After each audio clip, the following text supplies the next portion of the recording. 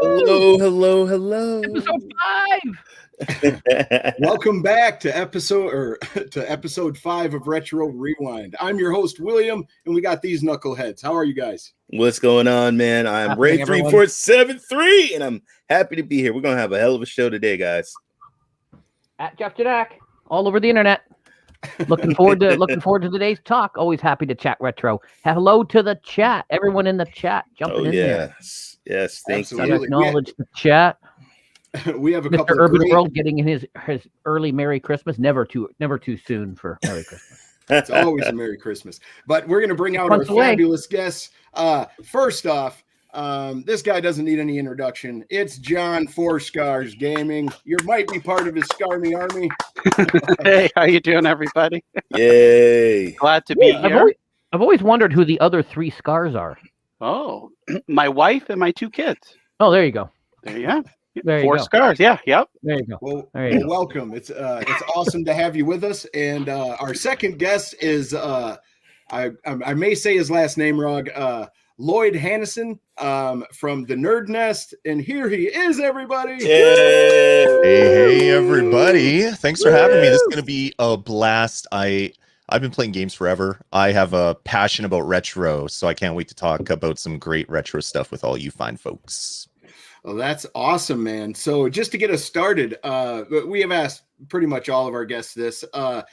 Lloyd, what got you into gaming to begin with? Well, let me tell you a story about 5-year-old or 6-year, or it's probably 5-year-old me. This is back in like 1981 or something, because I'm an old guy. So it was around there. I went to the mall. I lived near a mall.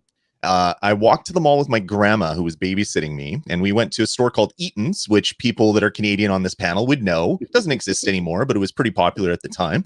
And we walked into Eaton's, and I looked to the side, and I saw this glowing thing, a glowing cabinet, and I'm like, "What is this?" And so we walked up to it and asked my grandma, well, like, "Can I look at this for a bit?"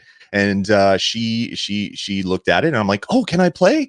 And there was 3 machines. There was an Asteroids machine, there was a Space Invaders machine, and there was a Pac-Man machine. And this is when you would go to a pharmacy and there'd be an arcade cabinet, because they were such money makers. Everybody and their dog wanted an arcade cabinet in their store.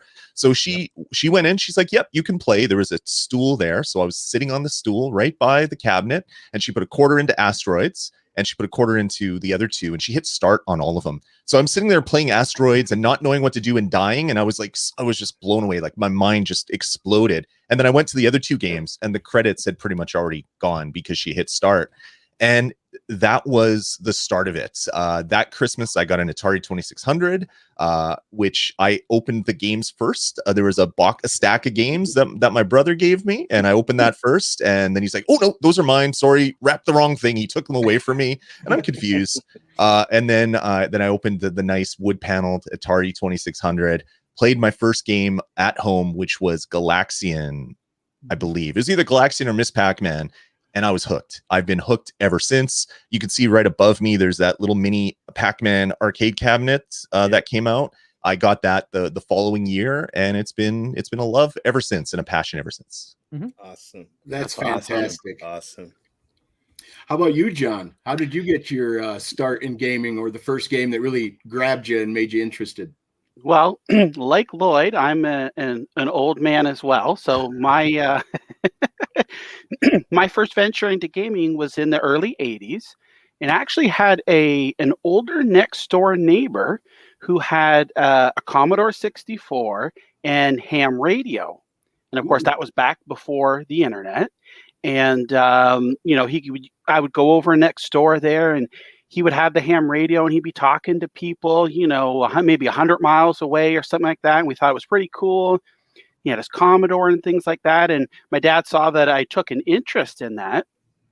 So lo and behold, a few months later, we were off to Canadian Tire, and we got a Commodore 64 and then the disk drive as well. And next door neighbor, he had games, so I had a source of games. Mm-hmm. So we would almost like a never-ending supply of games. And then as I grew older, a couple of years, I was in school, and I met another friend, well, his grandpa had a Commodore and was into ham radio. So we'd go over there, and every Saturday, he would come to Toronto and trade games with friends. And then we'd go to his house the next day. And so we always had like an overwhelming supply of games. There were so many games that we color coded and numbered the discs, of course, front and back. And it was just, ever since then, everything just, it just took off, and just a love for games. And,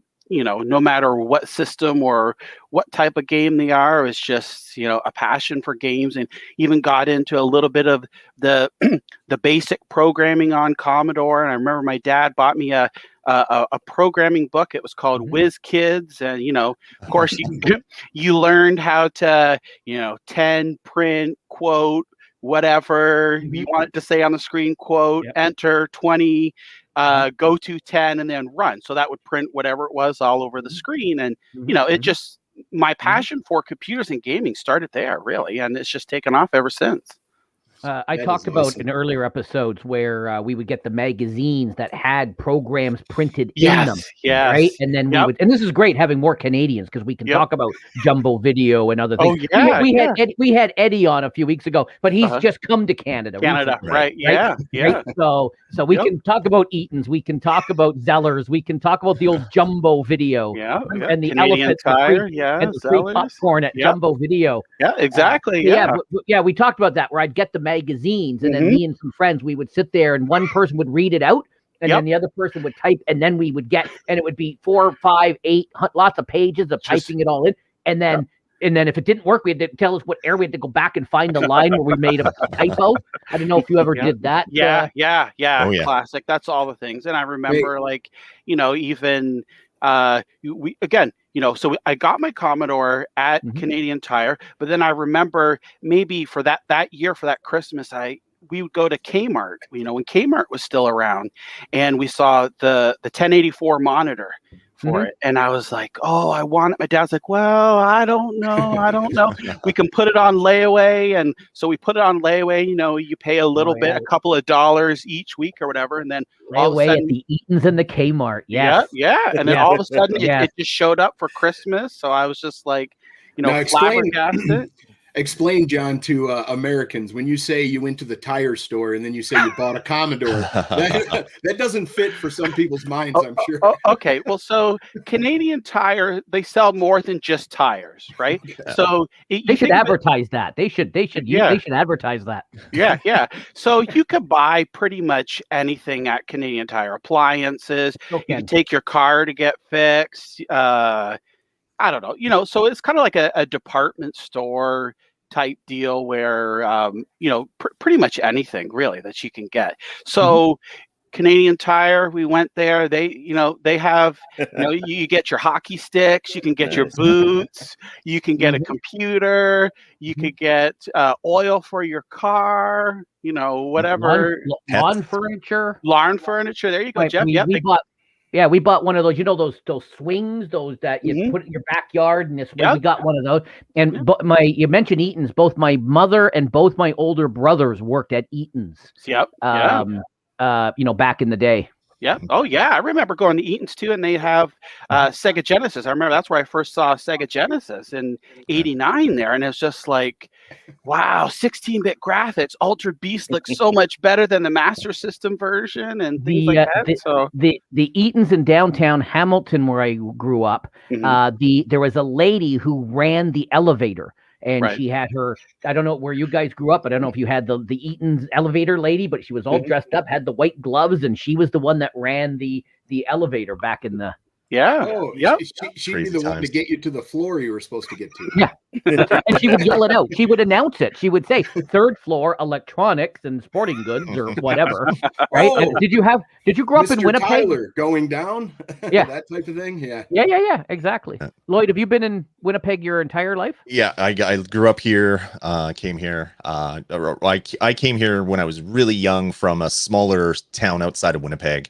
And then, from what I can remember, I grew up in Winnipeg. So, I have a lot of really good memories going to Woolco, Yeah, Kmart. Woolco. Like I grew up in a part of town where you had Woolco, Kmart, Consumers Distributing, which was Yeah. another Yeah. store, I saw that. Canadian Yeah, I remember Tire. Consumers. Yeah. Yep. Oh, Yeah. it was great. It was kind of like the Mecca. And then there were small computer stores. So I had a VIC 20. My friends had a Commodore 64, and I'm like, oh, okay. So I remember going to like Micro Center or whatever, and they would have a wall of cartridges and Ziploc bags with discs and things. Yep. Just an amazing time back in the day. Yeah, yeah. And so Consumers Distributing. So you mentioned that. I saw someone mention it in the chat too. So for those that don't know, non-Canadians, Consumers Distributing is basically you would go there. They'd have a very small showroom floor. Like basically Vacuums. Vacuums and toasters pretty much would be the only thing on display. Yep. And they had a magazine, so you or a catalog, sorry. And you would go and place your order, up at the counter there with you through the Consumers Distributing catalog. And it may be in stock, or you might have to come back in 2 weeks and pick up your order and things like that. So that's just like a Canadianism. Those, around our age, Jeff, Lloyd, myself, those are things we growing up with, and it's just like fond memories. And of course, like we mentioned before, Zellers. I remember riding my bike up to Zellers. It was like 20 or 30-minute bike ride just so we could play arcade machines and things like that. And it was like every week we'd go to the convenience store to pick up either Game Pro, EGM, Nintendo Power, all those type of magazines. So it was like if we didn't have the money, we found it some way. And, doing extra chores, mowing the lawn, the dishes, whatever. I could remember just getting like $2 a week allowance, and I thought, that was so awesome. What could I spend it on? Some weeks it would just be, after school or even at lunch. I remember, because at lunchtime we didn't have to stay at school, so we could go out for lunch, right? So there's always a convenience store, a Becker's nearby, or an IDA or something like that nearby, a local convenience store that had arcade. You always had an arcade machine, and there was always a group of people that was there at lunch, after school, in the evening, on the weekend. It was like the place to hang out and rent your games, play the arcade games, talk, and meet people. I used to do chores for my grandmother. Then she would give me, and I still have them, crisp $2 bills. Like I can go get them. Like they're crisp $2 bills. You guys, you top two don't know what those are. And then we would go to Woolworths, and I would pick up something like a magazine or something. Then we would sit at the counter and have lunch. At the Woolworths counter, my grandmother and I. Yeah, it's classic. Way back in the day. I've heard of Woolworth. I've heard of Kmart. We got. They just closed our Kmart down the street from it. They just closed it. Yeah, I love having Canadians on. This is awesome. I had forgotten about Consumers Distributing. The best part of Consumers Distributing is they had a pretty decent return policy. So if you bought a game and didn't like it, you could bring it back. So I can remember you could bring back anything in Eaton. And Eaton's as well. You could literally wear your shoes out, so there was barely nothing left, and then bring it back and go, these don't fit. And they would give you a brand new. It's no wonder they didn't survive. Like, wow. I don't. Yeah, because my mother used to work in the shoe department, and people would bring back just battered stuff and go, "I don't want this anymore." And my mother would give her money back or a brand new pair of shoes. Wow, it was crazy. Yep. Wow. Yeah. So so question for you two: what does retro mean to you? If I said, "What is retro?" Because I've often tweeted, you guys have seen my tweets, I've often posted, and people are like, well, if you think 2005 is retro, or if you think this is retro. So it's always where does retro begin? For me, it's cartridges. I equate retro 100% with cartridges, and that's kind of getting blurred a little bit as you get into like the GameCube and the PS1 era and Dreamcast. Not retro because it was disc. It's weird. Like for me, I collect retro, and when I collect retro, I collect cartridges. That's all I collect. I don't do disc systems. I have a huge collection of disc systems and games and stuff, but I don't really consider that as part of my retro collection. Interesting. Yeah. For me, retro would be basically like where I started out with. So it's going to be that Commodore, that Atari, the ColecoVision, NES, and things like that.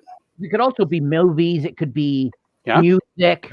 Yeah, Right? yeah, exactly. Yeah, I mean, if we're talking about movies here real quick, I remember my dad, we bought a VCR. He was a JVC man, so we bought a JVC VCR. Betamax for life. Yeah. Well, my brother had that. My older brother with Betamax, the Sony Betamax. Yeah. But my I dad, watched Star Wars on Betamax. Oh, nice. Yeah, I remember that. so my dad was JVC man. He went downtown to the local electronics store and he bought a VCR, and I remember it being $1,200. And remember, this is like 84, 85. So that was a lot of money. A lot of money. But he figured, that's an investment. You're only gonna buy it once, so you might as well get the top of the line. And then I remember we went to Zeller's next, and we bought our very first VHS tape, Back to the Future. Wow. So, and it was like $50 or $60, and I remember that. Yeah, they were really expensive. And of course, we'd go to the Jumbo Video or whatever every weekend and rent a couple of movies and games and things like that. My dad loved Back to the Future so much he would sleep to the movie or meditate. I don't think he ever slept, because whenever we'd get up and turn the channel, hey, I'm watching that. I still do that. I fall asleep, and then somebody will try to turn it off at 4 a.m. I'm watching that. Yeah, and it was 2 shows ago. Oh, I remember. Yeah, it's classic.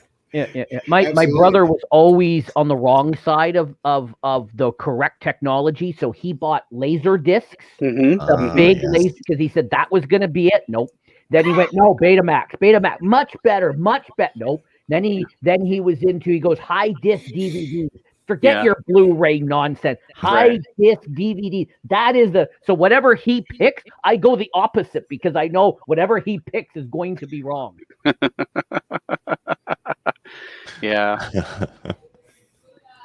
Yeah, Blockbuster. We had more Jumbo Videos than Blockbuster, and then I think eventually they bought them out. I think I'm not exactly sure.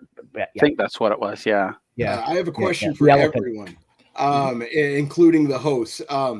When did you start or fall in love with Nintendo? When did your love affair start with Nintendo? We'll start with you, Lloyd, and then John, and go around. Okay.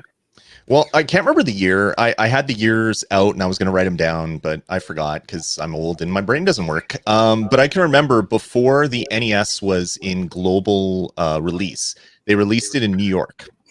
So it was unveiled in New York. And a buddy of mine, his dad was a sales manager for some large company. I can't remember the name of the company.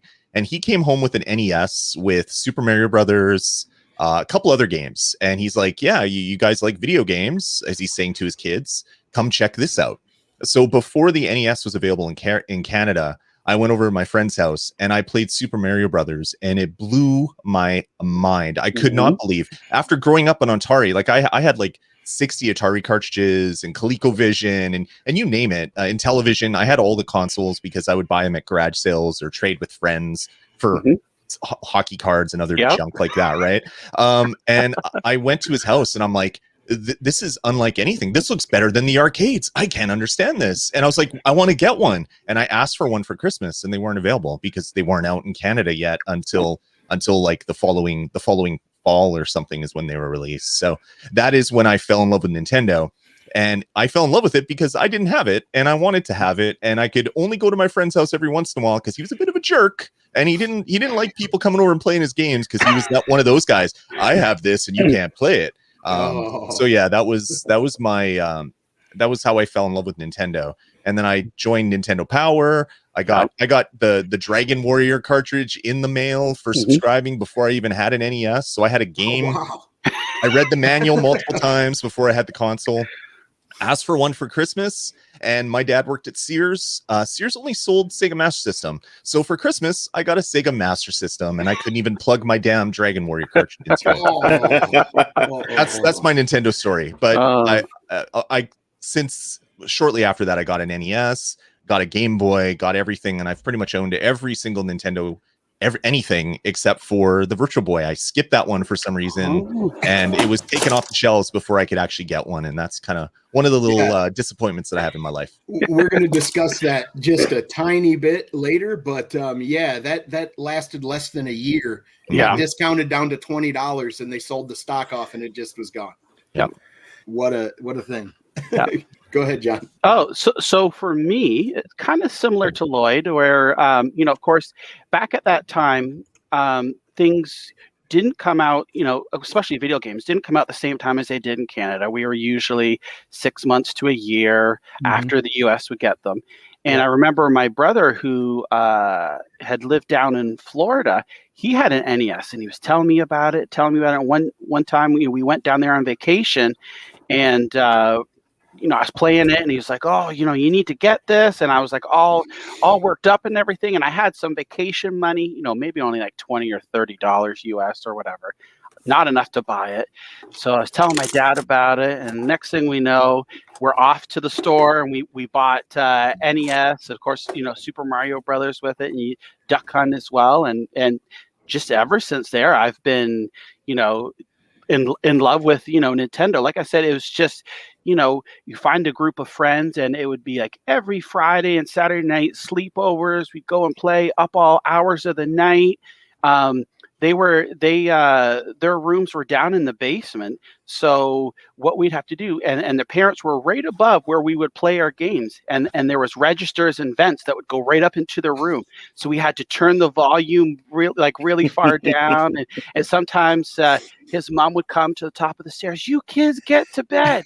So we got smart to that as we started putting a blanket over the television. This is obviously, don't do this now, because it would just, ruin your eyes. And we'd be like, a foot away, if not closer to the TV Oh my God, playing, and just playing, almost breaking your neck looking up at the TV. Yeah. You got a great tan while doing it, so it was worth it. Exactly. And you know what we would do if we played games so much and our eyes got tired, we would call them computer eyes. Because we didn't, that was what it really was, is because we were so close to the TV and oversaturating the light and everything. Yeah. It's lucky I don't need glasses because of it. But no, and it's just ever since then. And, NES, Super Nintendo, the Super Nintendo here, I can remember. Super Nintendo came out, I believe it was August in the US, and it wasn't out here in Canada. Well, we made a special trip over to New York, spent the day there, picked up the Super NES, and we came back across the border. And they're like, "Oh, did you buy anything?" And we're like, No, we just went from visit it. Might have got a bite to eat or whatever. Well, sure enough, they thought something was fishy. Pulled the car over. Lo and behold, they dug out the Super Nintendo from the trunk. "What's this?" Of course, we threw away the receipt and everything, right? Smart, so if we get smart. We still had to pay the duties and taxes on it, Smart. but it was worth it though. And then so I got the Super Nintendo from there, and I can remember telling my friends, "I got Super Nintendo." They're like, "Oh, come over." And I remember riding my bike to my friends with the Super Nintendo in my backpack, and he was waiting in the window as I was coming down the hill, and I could see him waving to me. We were so excited, put in Super Mario World. And I remember, of course, the Mode 7 scaling and the echo effects and things like that. What a great game to experience for that system. Mario World was amazing. Blown away. And, like I said, you couldn't buy it here in Canada, but some of the other, the rental, the video stores would went to the US as well and got a hold, and they rented them out. So you could rent the games here as well. So that would be something, we played Super Mario World, got all the stars and everything and the whole 9 yards and play it. And then we'd rent some games from, like Final Fight and things like that from the video store. But ever since then, I think I didn't own the Virtual Boy right off the bat, but I remember I picked it up on clearance. It was like $20 or $30. I was like, for this, why not? And it was definitely ahead of its time. Like I say, we'll talk more about that later. But I've pretty much owned every Nintendo system and played on it as well. It's just because, you know, they make these such unique games and iconic characters. It's just like you have that, you know, I have to play it because you enjoy it so much, and they're timeless classics, really. Yeah, and I would say Mario is definitely one of a character that spans languages and countries. So like you could hold up a picture of Mario and they're going to know what you're speaking about. Yeah, Usually. I mean, I love Nintendo so much that we named my son after Mario. My son's name's Mario. So, right? So, Wow. Awesome. Wow. Yeah. That's Awesome. amazing. Yeah. Awesome. I've tried to explain to these guys that, you know, we just don't always go. Sometimes it was late, or we just never got stuff here in Canada, right? Yeah. So there was stuff we've talked about on other shows. Plus, and I'm not sure about Winnipeg, but we would always see the American channel, so WKBW in Buffalo. So Yep. we'd see ads for stuff that we just couldn't get, right? Yeah. Right. Well, whenever I always remind him when he says that yes, things went to Canada late or not at all, but something you got first was the Game Genie. You couldn't get that in the United States when it first come out. Maybe it's the only thing Canada got first. But. Yeah. Sorry, Lloyd, I cut you off. What were you going to say? Well, I was just going to say, I have a Super Nintendo story as well. There was an import shop here in Winnipeg that used to bring in Japanese video games, and they would have the converter cartridges and things like that.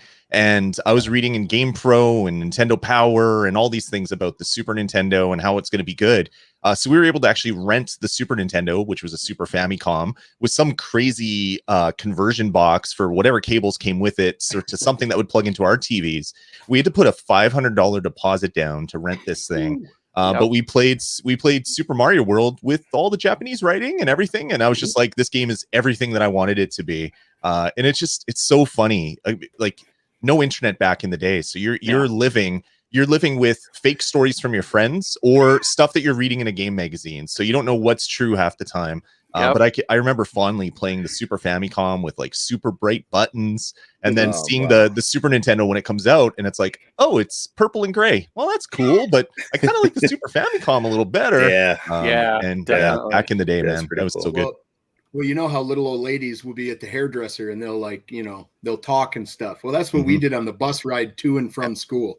So did you know that if you fall down the first pit in Teenage Mutant Ninja Turtles, you go right to the last boss, and then over the weekend, then Monday morning, it's like, you made me die. Oh, I hate you. It's like, oh well, I thought it happened. Maybe it's only my cartridge it happens on. Yeah, that stuff happened all the time. Yeah, that is hilarious. But that's what I was getting at. Yeah. Or there was always somebody I can remember. Oh, well, you know, I know a friend who knows a friend that they're playing Super Mario 4 from Japan or whatever. You know, there's always these, or Super Mario 7, you know, they're always trying to one up you. And they're just, you know, like I said, they just make up these weird stories. And it's just, you know, that's how it was when we were kids. What we did in the 80s. Yeah. Well, you'd read this much of an article about a game, and then you'd substitute your own facts sometimes, you know, relaying that message back to your friends. Yeah. Right. How about you, Ray? When did you fall in love with Nintendo? Man, let me tell you, it was love at first sight. Rob the Robot, the commercial. Oh, yes. Yeah. When I saw the Nintendo commercial and I saw the two boys and I saw what Rob could do and the spinner, that's when I was hooked. And Christmas in the 80s, my mom, you know, we all opened up our presents, but there was no Nintendo. And she says, why are you sitting there sad? I didn't get the Nintendo. Oh, too bad. It was like hours after everybody opened their presents. My mom says, hey, I need you to help me move something that's behind that door. So I went behind the door, and there it was in a bag. And I just looked. And you know how you could look at the videos on YouTube and how you see the kids get excited? Man, I was one of them kids, man. I jumped up. I was so happy. I was so excited. I had tears, man. Because that's all I talked about. All I dreamed about was Nintendo. Being in the back of the class, reading the Nintendo magazines with all the games that are going to be coming out, you know. And so, yeah, it was love at first sight at the TV. And then I finally got it. I just figured you were bad and Santa didn't bring it to you. It was hidden behind the door just in case. Yeah. That's fantastic. How about you, Jeff? You know what? I honestly, I just don't remember. It was, the don't. 70s. It was the 80s. It was just a long time ago. Nintendo. When's the first time you played Nintendo? When did you see Nintendo? I don't remember. I have no idea because Right. there was no internet. But I don't know if Lloyd or John, if you guys did bulletin board systems back in the day. BBS, right? yeah. BBS. I used to for run years. a few, so there was lots of chatter about the stuff back in the day and stuff like that. And we never had extra money, so we never really, we had a VIC-20, we had a Commodore, we got a bunch of stuff when my brother worked at Eaton's. He would bring some stuff home back in the day. But for me to pinpoint an exact day and game, it's hard for me to go back in time. That I think I'm older than both of you, but I just Well, you are. There's a lot of dead memory cells up there that I just did. That part of the RAM is just dead. Well, I'm ADHD, so like video games was like water to me. I just absorbed it, man. I loved it. But I tell you, I fell in love with Nintendo when the Nintendo 64 was released because of Mario 64. Before that, I knew Sega and them had a little squabble about 16 and 8-bit and all that stuff, but seeing what they did with Mario World really expanded my mind on what games could be and what they could look like. And that's when I really fell in love with Nintendo. I really, really liked that game and the look of it and the way they had the stick incorporated and you could throw Bowser and it was just really, really, really neat. And I tried to get all those darn stars. I certainly did. That game was you still do, amazing. don't you? Still try to for all the achievements in every game you play. You still try to get them all. Absolutely. So, in '83, the Super Famicom was released in Japan, and then a few years later, it come over to the United States in '85. Well, about a year or two after that, they came out with something that was quite remarkable. What I'm going to do is pull that up. I am going to share this footage. This is an old Japanese commercial. Check this out. Now, this is for The Legend of Zelda.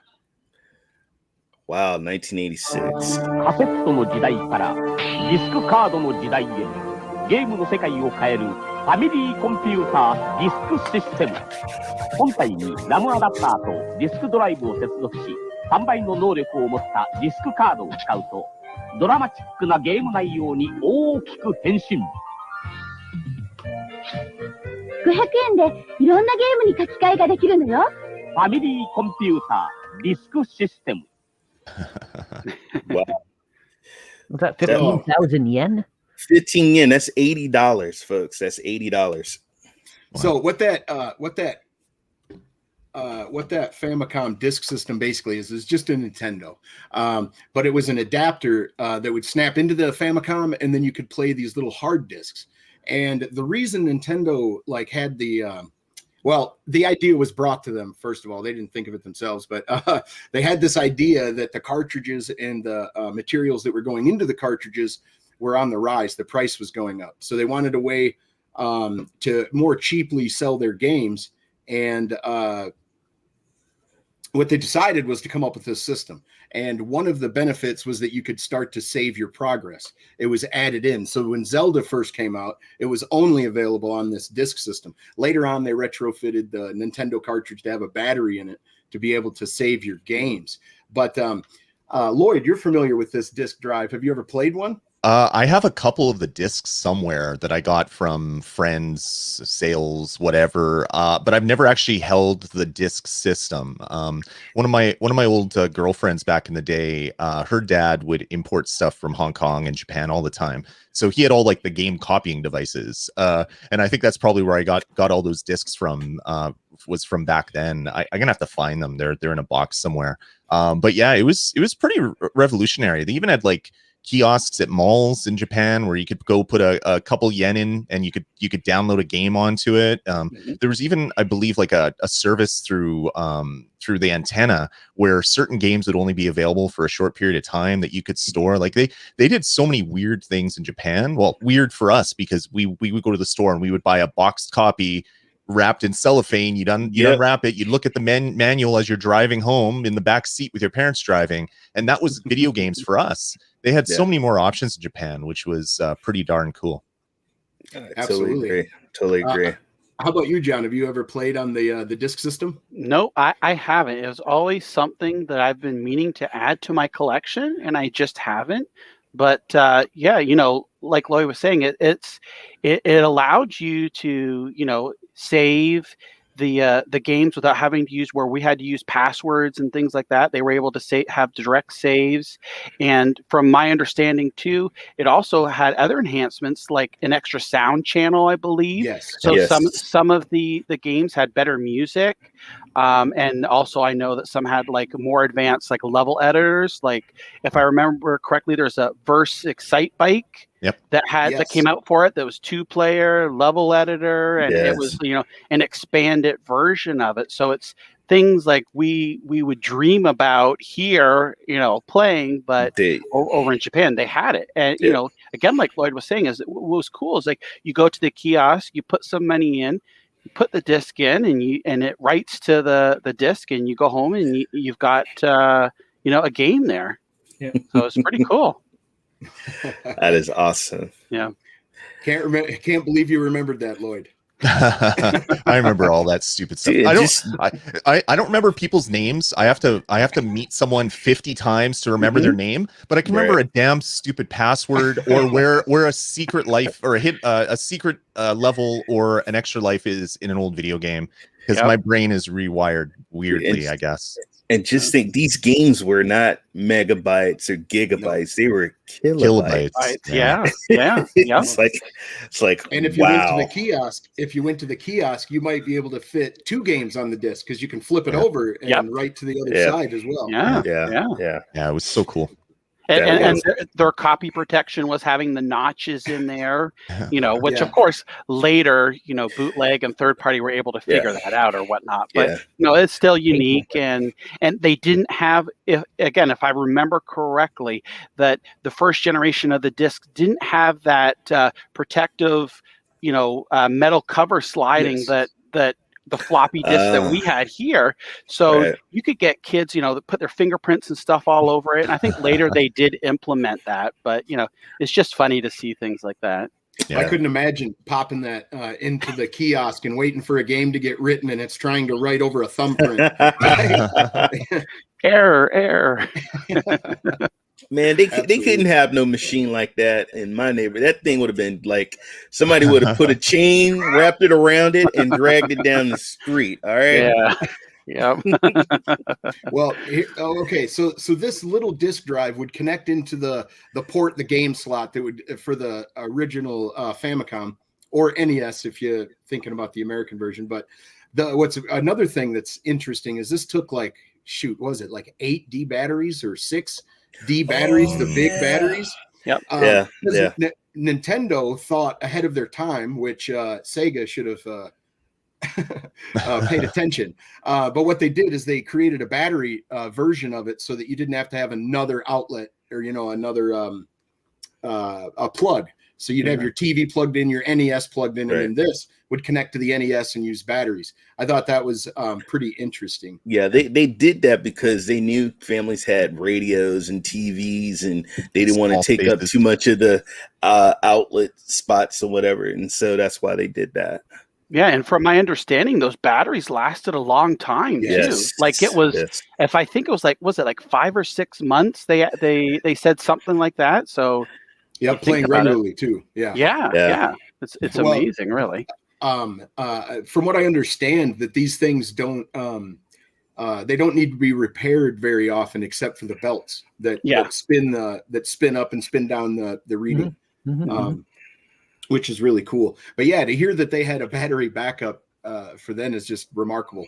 But it didn't have to run much. You think of the old boom boxes that would take like 6 of them as well, and you get an hour and it would be dead. Yeah. All right, man. But the disk drive, I think that would be fantastic. Now, just to take it one little step further, if we were to jump on an alternate timeline like Loki. I don't know if you guys have been watching Loki or not, but if cartridge prices did not go down, because at this point, Nintendo had like 92% of the market share. I mean, they were the boss, at least over here in America.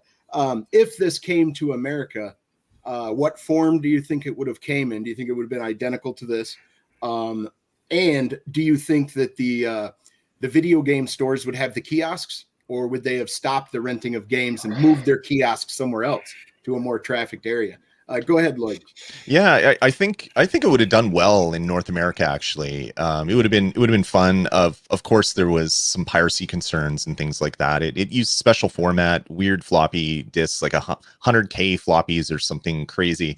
So yeah, there was always issues with that. But I can remember back where you'd have like a Blockbuster, you'd have a Jumbo Video, you'd have a Rogers Video, and they'd all have those Pokemon Snap kiosks for printing things out. So yeah, you'd go into a place like that and you'd put in your $5 and they would write a game to the disc, and or $20 or whatever the price would be, and they would have probably done really well there because video stores were always looking for extra sources of revenue. So I could see it. I could even see a nice little gray thing that would just stack underneath your NES, but then it would start looking like the Sega Genesis with the 18 things sticking out the top of it. But yeah, or it looked like the Nintendo with his tongue sticking out or something. yeah. I think it would have done really well, to be quite honest. I was when I used to read, like, if I didn't have something or I didn't know about something, I would consume all the knowledge about it that I could through magazines, books, you name it. And I read so much about the Famicom disk drive and all of the great services that they had going around with it. And I was just like imagining what it would have been like in North America to go to a store and just stick a disc in and download a game that you could keep for a period of time or whatever. And get it at a discount. Exactly. Yeah. It's cheaper than buying it on the cartridge. Exactly. Yeah. It would have done well in North America for sure. Especially in Canada, because everything is, 10%, 15% more. Exactly. Yeah. The price of the dollar. Now, back then, the dollar was at par for, part of the time in the 70s and stuff, but still with exchange rates and stuff, right? It would have been, everything is just more money here. Right? Yeah. I agree with Lloyd. I could see it definitely doing well. The kiosks in video stores. I don't think, like convenience stores, I don't think it would have, really would have found its place there, but definitely video stores and rentals and things like that. I could see it would have done really well. And I really think that it would have changed the way that we look at games and just the way that how we consume those games, kind of like a difference of the physical versus digital, how digital's transformed the way that we consume games and also streaming online as well and things like that. So I think ownership of those games may have turned out different, because now, hey, I own the disc, what's on it? Right. I mean, it could have been a little different. Yeah, definitely. So I think there was potential here for it. Definitely they would have had to redesign it, because currently, if you try to hook, the disc system up to an NES, you've got to get the special adapter, since the Famicom was top loading, so you could use the NES top loader fine, no problems. But when it was out then, the standard NES, they would have had to redesign it. But still, I think if it was priced right, it could have done well.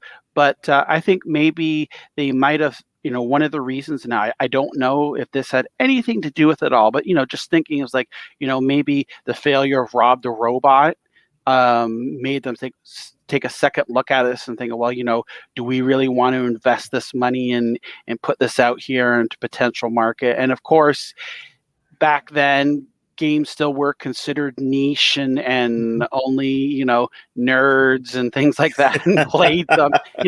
There wasn't that general acceptance as there is now. Gaming's a part of life for virtually everybody in some way or another. Back then, like you said, it was that niche. It was that just those teenage boys or young boys. So if it came out, I think it would have changed gaming. Like the way we consume games. Go ahead. Man, let me tell you something. I would have hopped on my BMX bike. There was a shop. There was a shop back in the 80s that used to be where you could rent VHS movies and video games. Man, I'm gonna tell you, if they put something like that inside that store, I would have like been I would have been renting and getting those games and swapping games. But that's what I mean. I used to just hang out at the old mom and pop game rental places, man, and get my games. I think those places probably would have did really good with those machines in the stores. Yeah, I don't remember here when libraries started renting games. That was something we've talked about on the show before. I just don't remember, John, Lloyd. I don't know if you have any. They do it now. Yeah, they do it now. Yeah, I just don't era. Yeah, I don't personally remember in either youth or teenage years of that being. So I think that's, I'm going to say relatively new, but I would say probably within the last maybe 20 years. Which I think if I was to guess, it would be 20 years-ish or so. Yeah. It might be even less, but Alameda, California. Dad, I'm going to the library to study. Okay, son. Right a couple of blocks past the library was the game rental store. I passed the library, man. I went to the game rental store and I was renting games. Okay, that's what I did. And comic books. I used to buy comic books and games. Yep. So I passed the library. I don't know what library was doing games. I would have been there. Yeah, Lloyd, I don't know if you remember when library started. I can remember hearing from a friend that he checked out a PS2 game from a library, and I was like, "They don't have games." He's like, "No, they do." I'm like, "Yeah, whatever." Didn't believe him. Just like jumping down the pit in the first level of Teenage Mutant Ninja Turtles, right? But then I found out, and when the Wii was a big hit, a lot of people were checking out Wii games. A lot of like more like elderly people, right? Because they wouldn't go buy a game, but they could go to the library and get some Wii game for themselves or their children or whatever. So it wasn't super common here, at least in Winnipeg, until kind of like the end of the PS2, PS3 Wii era, I would say. Okay. Awesome. Yeah. That sounds about right with the Wii. Yeah. Yeah. Because 15, 20 years. Yeah. Games are very expensive. So if you could go rent it for a weekend and play whatever, right? Because they are even still they're $80 a pop here. Mrs. SPG has a question for the panel, and then we're going to move on to one of Nintendo's failures, and there's not very many of those. Question: absolute favorite Nintendo game and most liked game, and why? Go ahead, Lloyd. That's a hard one. I have a top three. And they shuffle around pretty frequently. I'd still say my favorite Nintendo game, and it's not a retro game, it would be Breath of the Wild. That game, I love Zelda. I'm a Zelda Link to the Past would have probably been my favorite Zelda until Breath of the Wild came out. So if we're talking retro, my top game would either have to be Super Mario World or Legend of Zelda: Link to the Past. I can't pick a favorite son. I'm just gonna say I love them both equally. Well, I can pick a favorite. Great son. answer. Jeff has no problem with that. No problem picking up favorites. John, go ahead. Okay, so we're talking about Nintendo overall or NES? Nintendo, just Nintendo. Okay. Yep. Boy, okay, so I would say, unlike Lloyd, it's hard to choose. I would say, there's lots of great titles. I would say probably one of my most favorite and most revolutionary was Super Mario 64. Because I remember seeing, of course, we all read about it in the magazines and things like that. But I remember seeing a game rental store. They got the Japanese Nintendo 64 in, and seeing Super Mario 64 for the first time, and it being 3D and you can move the camera around. It literally just blew my mind. So that's definitely going to be one of my favorite Nintendo games. Lots of people know Super Mario Brothers 2 USA. The Doki Doki Panic, right? Wow. That's one of my favorite games. Wow. John, can you go ahead and explain about? I'm going to put it up here on the screen while you talk. Doki Doki Panic is actually Super Mario World 2. I'm going to go ahead and pop this up here and try to. Hey, what's wrong with that guy? Here, this is Doki Doki. Go ahead and explain. Yeah. So obviously, well, maybe not obviously, but the North American version of Super Mario Brothers 2 was just was Doki Doki Panic in Japan, a Japanese Famicom game. All they did was, for the most part, is just swap out the characters, as you can see on the screen there, with Mario, Toad, Luigi, and Peach as well, Princess Peach. Yes. And they made it into, this is what we know as Super Mario Brothers 2. And I think why it's one of my favorite is because it's so different than the Super Mario Brothers that, we all got with the NES. And I liked the different characters in it. Wart was found like very interesting. Birdo was strange and different for the time, and I just like going into the doors there and collecting. I just have fond memories of this game and enjoying it so much that it's definitely one of my favorite Nintendo games. Nice. For sure. And then obviously Zelda. I mean, it's hard to pick which Zelda is my favorite. I mean, they're all so good. I really don't think that I can think of off the top of my head that I haven't played a Zelda game that I don't like. And that's what's good about Nintendo is they have these iconic characters that are timeless. It seems like, no matter what game that they're in, it's always fantastic. May not always have the best graphics, but the gameplay and story and things like that. Good game. Yeah. So so again, you can see here this is Super Mario Brothers 2, and it's just I just love playing this game, so it's one of my favorites. The interesting thing with Doki Doki Panic and becoming Super Mario 2 was the game was never going to come out in North America because it was based on a Japanese TV series.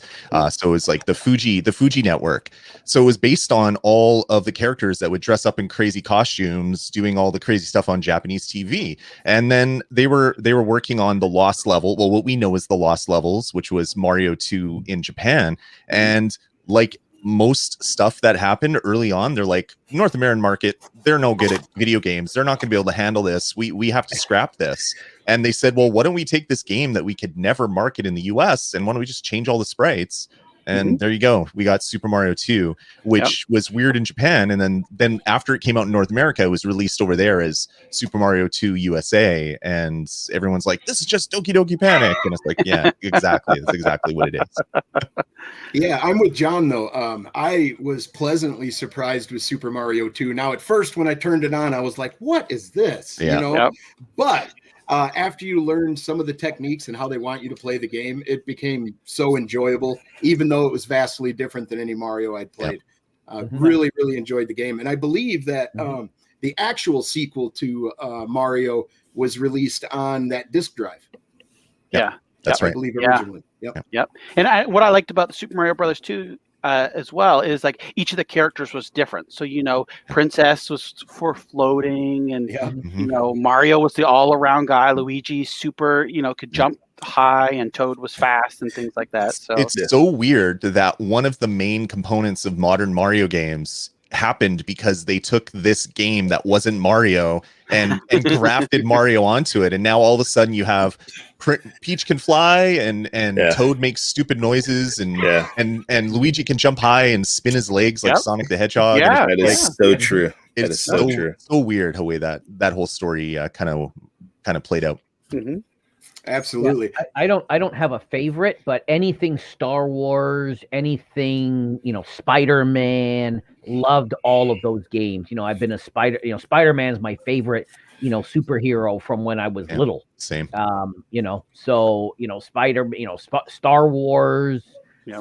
I've told these guys about going to see the very first Star Wars in 1977. Yeah, we didn't go. There were no premieres. It was just Saturday afternoon. We would go, to the Tivoli Theater in downtown Hamilton, where I grew up, and we saw Star Wars. It was never opening night. It was just, it may not, I don't even exactly remember which time it was, when it was, but I know it was in 77, and then when the next one came out, then we went to the drive-in. My parents and a buddy of mine went to the drive-in to see it when it was coming out. Gotcha. and that. But yeah, so any of those kind of games, you know, I like those. Yeah, I'm still playing Star Wars games. I'm still playing Spider-Man games. You know. All right, I got just one more commercial to play for you, and then we're gonna talk about the Virtual Boy, I believe. Now this I found the Metroid Famicom disc drive commercial, and I find it remarkable because of how they integrated the live action back into the video game sprite. I don't know, for its time, I think it's kind of interesting. Let's check it out. 因果連邦司令メトロイドを破壊せよ。地底深く広がる迷路要塞に宇宙征服の野望が渦巻く。行け宇宙戦士サム。ファミリーコンピューターディスクカードにアクション&迷路ゲーム。メトロイド。Nice. SPG. Let me get my games in, man. Yes, sir. That's the just before you just sorry to cut you off. The one thing that I wish one of the main reasons why I wish the Famicom Disk System would have come to North America is so we could actually see a Discoon as an actual mascot, because that was Nintendo's mascot before Mario for the longest time. Yeah. Discoon was everywhere, and you don't even see that in North America. No, not at all. Gotcha. Real quick, guys, let me get my Nintendo favorites in. Definitely, I mean, this is always gonna have a place in my heart because I remember playing that and the music. This was my first multiplayer. Come on, that got me into multiplayer. There you go. Yeah. I saw you grab it. Yeah, I was like, this is my favorite multiplayer experience on Nintendo, by the way.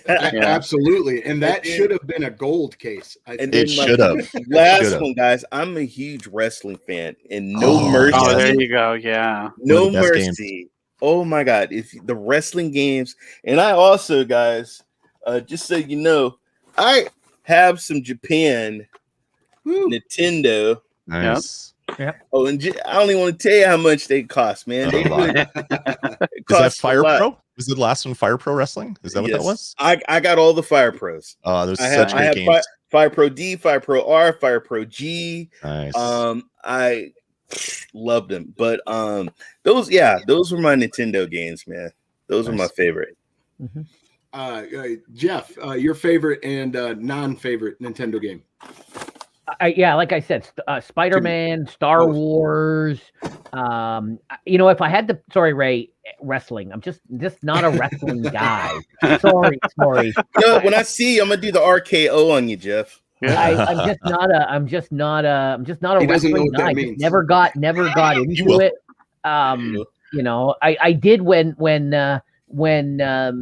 Battlegrounds was free on Stadia one weekend. I did stream it, and a couple of buddies of mine who love wrestling came into all my streams and were telling me which players to get. And go try this player. I have no idea who any of them were, except Hulk Hogan. I think that was there was one or two names I actually knew. So yeah, I'm just not a fan of the wrestling. I like the superheroes, your Spider-Mans and your Supermans and your. We used to have Underoos in Canada back in the 70s. I don't know if you had those in the States. Ray, if you follow your Underoos, I swear to God. Tecmo Super Bowl, that's a classic. Yeah, so good. I'm not even mentioning sports games, but yes, okay. You guys all know I'm a big sports game guy. You guys all know that. So I'm not counting those. I'm counting everything else. Blades of Steel, right? Blood on the Ice. Blades of Steel. Are you talking about the CBC show that's out now? We went down the rabbit hole and tried to think of what it would have looked like in America if they would have released this disc drive. This is what I think we would have gotten. I don't think we would have gotten an attachment that would plug into our NES necessarily, although they would have had that, because they would have wanted to get them in as many homes as possible. But right here is called the Famicom Twin. Yep. Nice. And this is a Nintendo Famicom and the disk drive built into a single unit. And I believe that if we would have been sold this in America, this is like what we would have gotten. It probably would have been called something different. Good point. Yeah. Yep. New Life Sharp. These old commercials are awesome. I know. ツインファミコン1台でカセットとディスクの両方が楽しめる That is so adorable. Love it. Yeah, you don't have to worry about the adapter or anything. Yeah. Wow. Everything plugged into the front of your old TVs back in the day, right, John? Yeah. Yeah. Yep. Wow. What's that, like $100? What's that? Oh, when it first come out? Yeah. I bet it was. I don't know what the conversion is, but if we did get the disk drive in America, I think it would have been something like that. Nice. True. Yeah. And Oh, my eyes. Oh boy, come on! It was ahead of its time, big time. It was, man. It almost. I had to wear glasses. It almost reminds me of Vector. The Vector Trek. Yeah. And now you want to know what I hated about Nintendo. But no, you know how I played Virtual Boy? Because sitting on a chair, bent half over, and putting your head in there, it would hurt your back after a while. I would just lay down on the bed and rest the Virtual Boy on my eyes there. And it was fantastic. I never, I could play for 30, 40 minutes at a time. No problem. Never have to worry about my back or anything. And John, it was the 80s. We were all young. We never had back problems back then. Who are you trying to kid, John? We were all young and we never had back problems back then. Yeah. How many emergency buckets did you have beside you, John? Just in case. No, I never got it. Never made me nauseous or anything. No. And I loved Tetris for it. Yeah. Oh, that was awesome. The 3D Tetris and Wario for that was awesome, and tennis, and my collection. Over the years, I started my collection, and then I had to get rid of my collection. So then I started the collection again, and I recently re-got Virtual Boy, maybe about a year and a half ago. Let my son try it out, and he was just like, he was amazed about the technology for the time of it, but it lasted, what was it, like a year here in North America, something like that, maybe 10 games, 12 games, something that release. I think 12 games in the US, and I think there was another 7 in Japan or something like that. Not a lot of stuff. No. It was a very limited release, and Nintendo bragged that they sold out of all their units, but they didn't manufacture a lot of them. So a little trick in marketing there. Totally. That's all marketing is tricking you. Just that's why everything is new and improved, and every package has some new. Just look at laundry detergent. There's always some new thing that they've invented that makes it better than before, right? I got it. Yeah. I got the new sick, Tide was better than the last Tide because it's got Starbucks included or something like there that. You go, right? It's nothing. It's all marketing. Go ahead. Sadly, the guy who actually put his name out there within Nintendo and pushed for this, he ended up leaving because he helped with the Game Boy, launch of the Game Boy and all that, and that was super successful. And then when this crashed, he ended up leaving Nintendo. And I believe, was it the Swan handheld? He designed something else that wasn't very successful after this as well. But man, the Game Boy was spectacular. It's just... This is probably one of the only Nintendo products that literally wasn't out on the market for more than a year. I don't think any other product has went down this way. I remember it displayed at the mall. There was a store called VH1. It was a mom and pop store. Kevin used to work in that store, and he say, check out this Virtual Boy, man. I got threw up. Did you? I got sick. It hurt my eyes. Yeah, and I got headaches. Yeah, playing it. It was bad. Oh, really? Yeah, it's the really interesting story about Virtual Boy is you had Gunpei Yokoi basically created Nintendo's success with gaming, with the Master Hand toys, and then the Game & Watch, and then the Game Boy, and then he creates the Virtual Boy it sells poorly, and then he's essentially forced to leave the company. It's like, this man gave you how many billions of dollars? Thank you. He makes one You mistake. know, hey, let me. What did he do? What did he do for us lately? That's exactly right, bro. You know, I'm surprised they didn't say, "Hey, take this samurai sword, go in the back. You know what you got to do." You know, Oh man.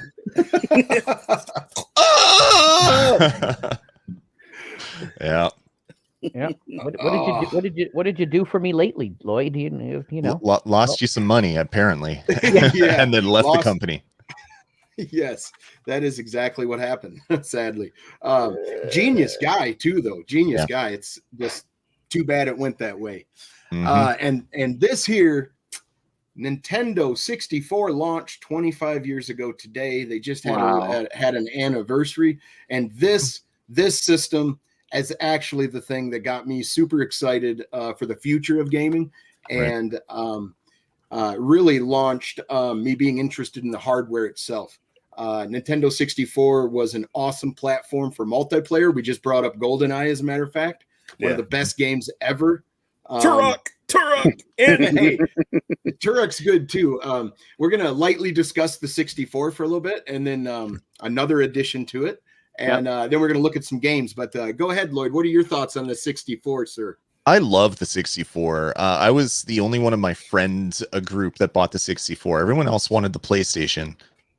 I bought the 64. I loved reading all about how Super Mario 64 is going to change gaming and the analog stick. And I'm like, this is going to be amazing. So on launch day, I bought a 64 and every game available, which was 2. So I didn't have to spend a lot of money, and brought them home. And then pretty much every other release that came out for a long time, I'd buy every Nintendo first party. I'd buy a bunch of stuff. I loved the cruising games because I was a huge fan of the arcade, and I would come home and play cruising.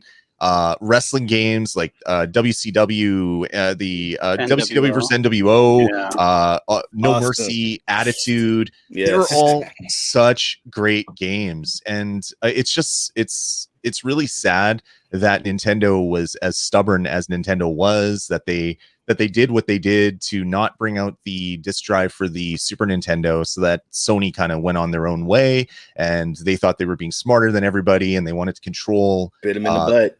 They wanted to control the marketing. They wanted to control the manufacturing. They wanted to control the selling, and too many other publishers just said, you know what, we're going elsewhere, and that's when we lost Square Enix. We didn't get any more Final Fantasy games. Final Fantasy 7. Yeah, it's super sad, but I have a lot of nostalgia for the N64. I unfortunately, some of my better N64 games disappeared from my house, so I don't have Majora's Mask anymore. So that sucks. A couple of my games went missing, but I have a lot of love for the N64. Well, you're a cartridge guy, so you wouldn't have liked discs if they had gone discs. You're a cartridge guy. I love discs. I just don't consider them retro. Mind. You never know. Probably would have changed his mind. But I still think they should have called it Ultra 64, because that's all you heard when you're walking through arcades and Killer Instinct machines. Oh yeah. It was like, now available with the power of Ultra 64, and I'm like, this is gonna be awesome. And then it came out, and it was good, but it didn't set the world on fire like I hoped it would.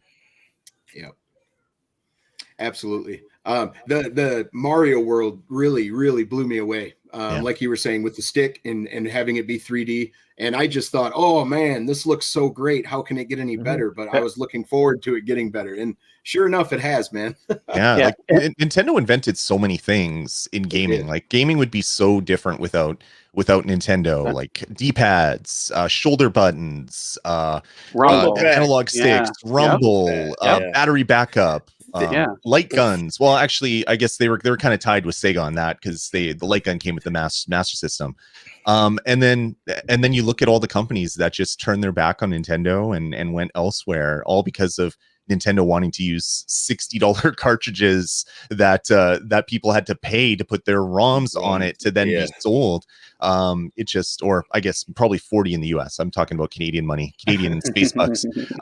It's really sad, and obviously Nintendo's doing well now with the Switch, but they've had their stumbles over the years, and it'll be interesting to see where they go from here. Well, But you gotta.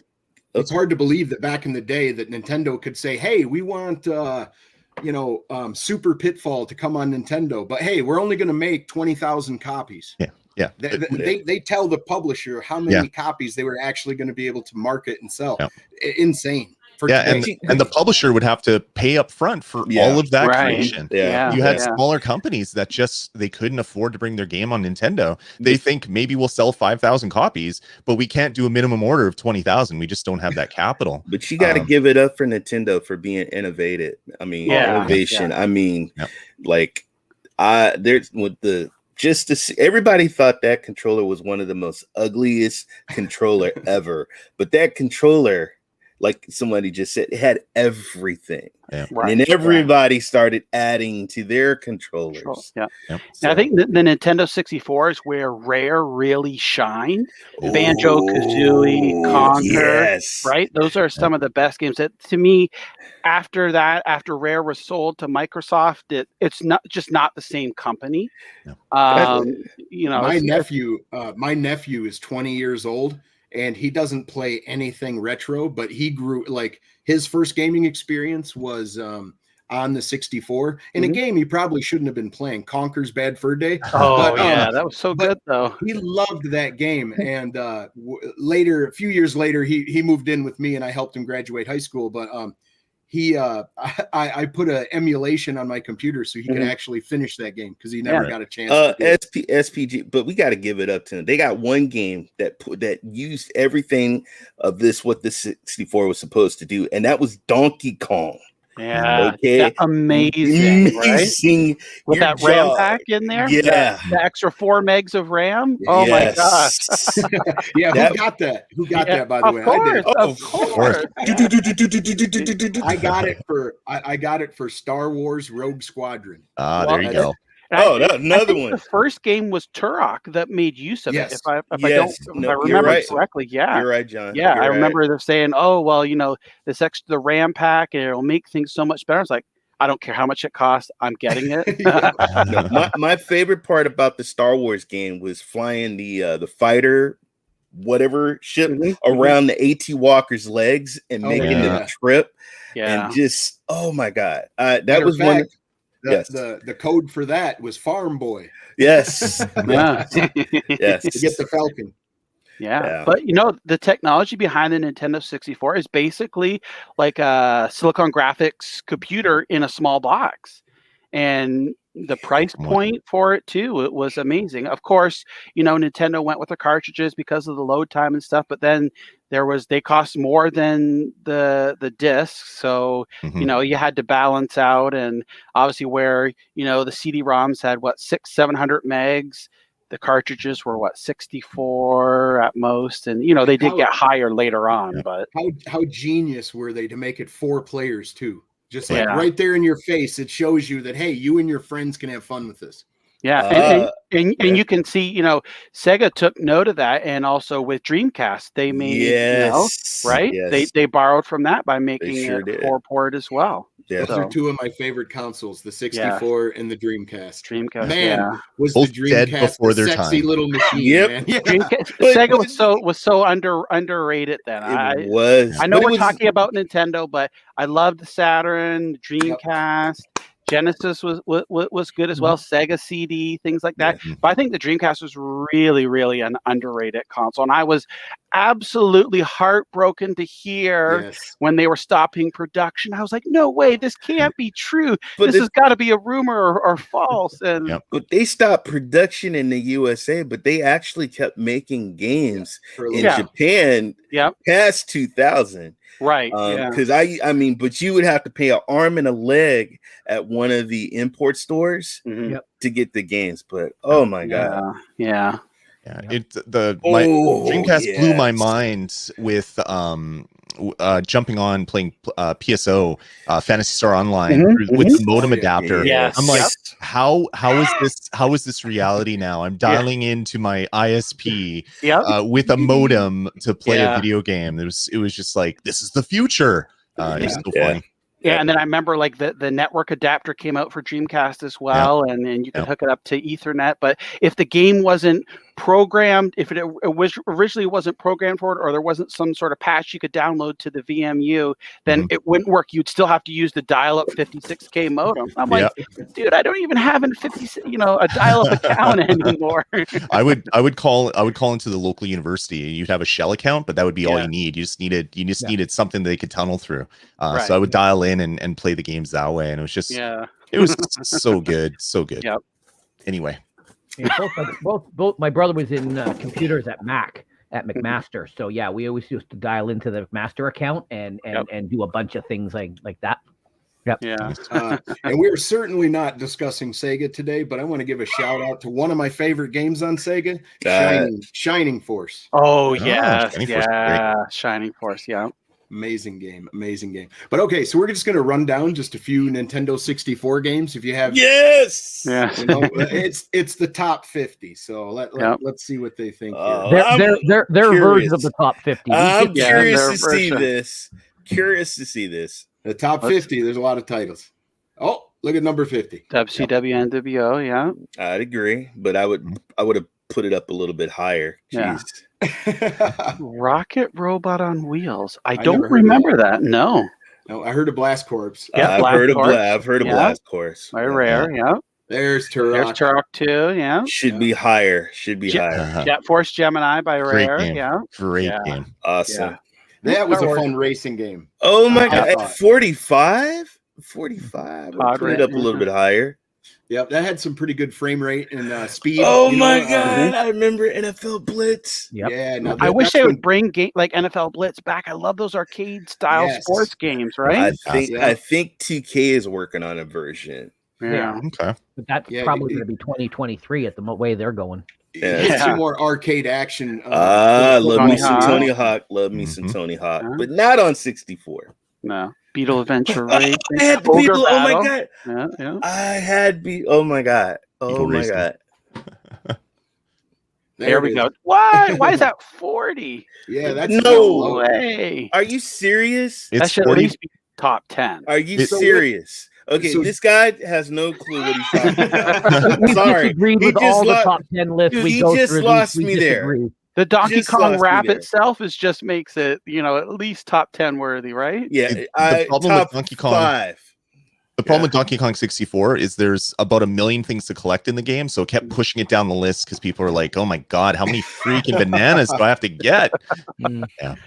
Now, how were they able to get the when you go to Donkey Kong, even on what is it? What kind of graphics did they use for that? Because it looked remarkable for its time. Well, I know it required the RAM pack. Yeah. So you had to have the extra RAM to be able to do that. So, and even on the Super Nintendo, I remember them marketing Donkey Kong Country against, at the time, 3DO, which was 32-bit, right? So they're saying, look at our graphics. Even Killer Instinct on Super Nintendo, they were pushing. They were pushing the boundary of the Super Nintendo there with the Super FX chip and things like that as well. So and that's how they met. That's how they met Silicon Graphics, because they were using Silicon Graphics Indigo Workstation. I think it's the Indigo Workstations to create those frames to make the sprites look like they're full 3D models. And they made a lot of money just by partnering with that company. I'm getting mad because these two games ahead of Donkey Kong. Are you serious? Are you serious? Mystical Ninja is a fantastic game. It is. Love me some WrestleMania 2000. Love me some WrestleMania 2000. Pilot Wings. That was a popular Pilot Wings was really, really good, guys. That was a hit. What about Star Fox 64? Yeah. That'll be in the top 10. Top 10. Yeah, for sure. San Francisco Rush. I remember San Francisco Rush. Oh my god. Yeah. Good times. Isn't that every day for you, Ray? You know what? Come on down to San Francisco, Jeff. There's the original Pro Skater. Nice. Tony Hawk there, Rayman. Mischief that's Makers. good. Yeah, Mischief Makers. Oh, that's by Treasure? Yeah, Treasure. They're out because they made fantastic shooters as well. The only thing I remember from that game is shake, shake, Like, I'm listening to my girlfriend, now my wife, but my girlfriend at the time playing that. It's just like, oh my god, can you turn the volume down? Yeah, I never played this, but a Doom lot of people love it. 64. Yeah, Doom. Yeah, was That's with good. the anti-aliasing. I had a girlfriend that loved Harvest Moon. Nice. Yep. She wasn't my wife. Ooh.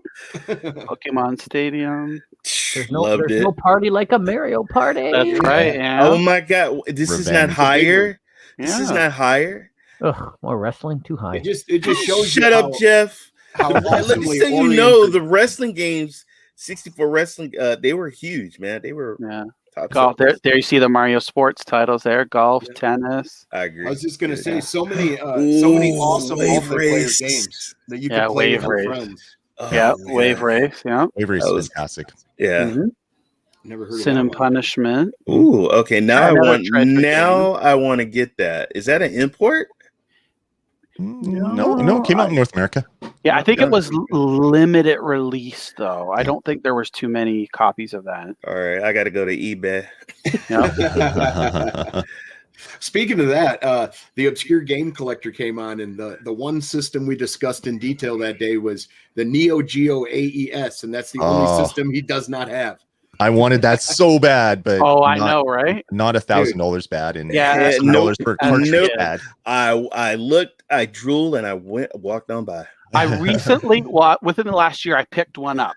I don't have a game for it yet. I'm going to get one game because the games are still expensive. Yeah, they for are. it. Yes. But I have a Neo CD, so I have access to be able to play all the other games at cheaper prices. But just for the collection, I got the AES, and I'm going to grab one game. I don't know yet what game. Maybe Cyberlip, because I remember drooling over Cyberlip, thinking this is like the next level Contra. And actually, I remember when GamePro had a TV show. It was on Sunday mornings. Sunday mornings here on the Buffalo station.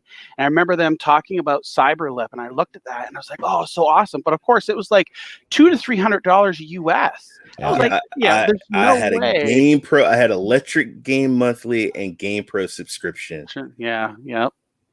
So it's some more Tony Hawk there. 19 Banjo-Tooie. Yeah.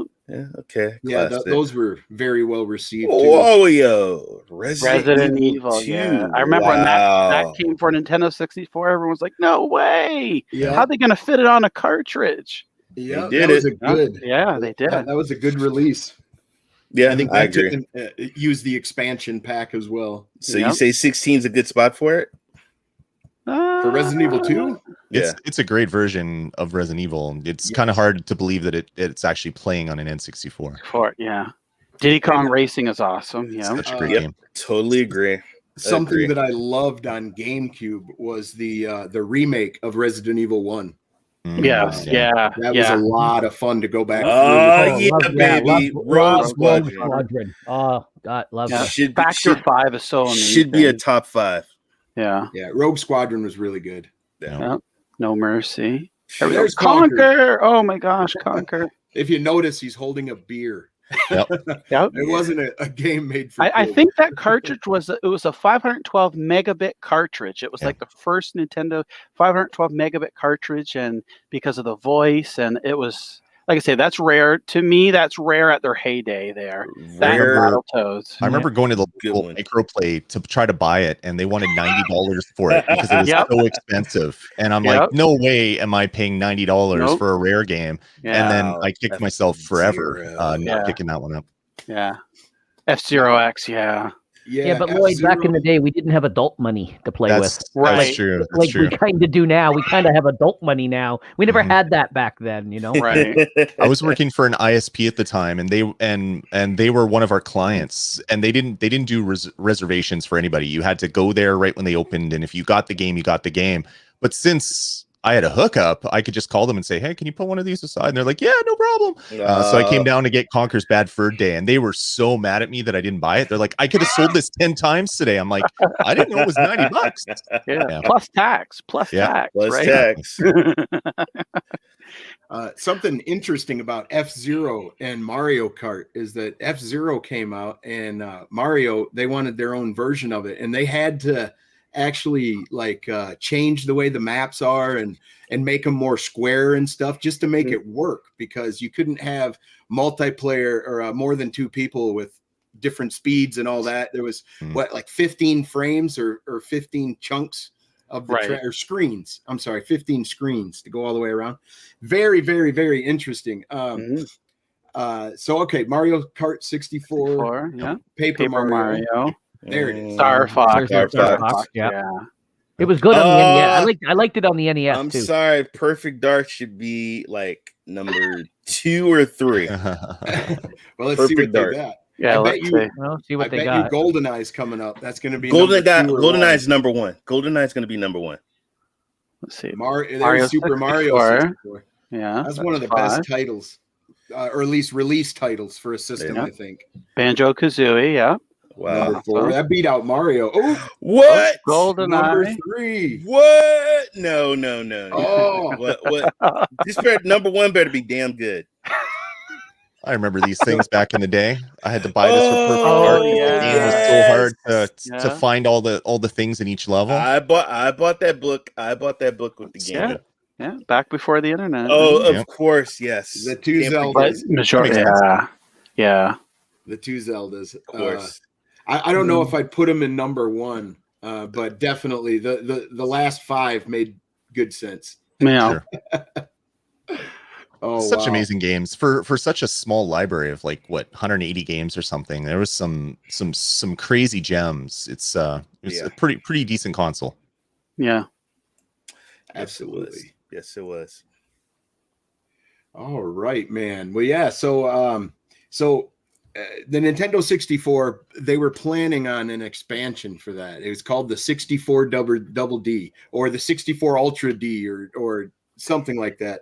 Jeff, don't get excited. Yeah, he said. Oh, never mind. I won't say that. Don't say that.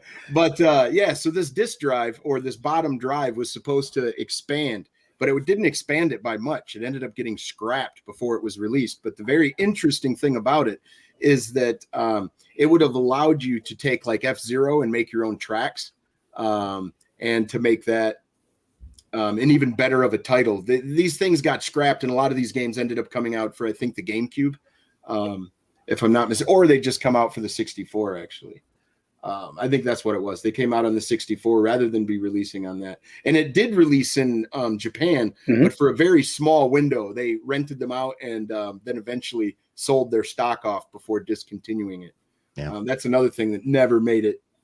Yeah, there's actually a local game store here in Toronto has the 64DD, the Japanese one, for sale, and they've had it for a while. It's over $2,000.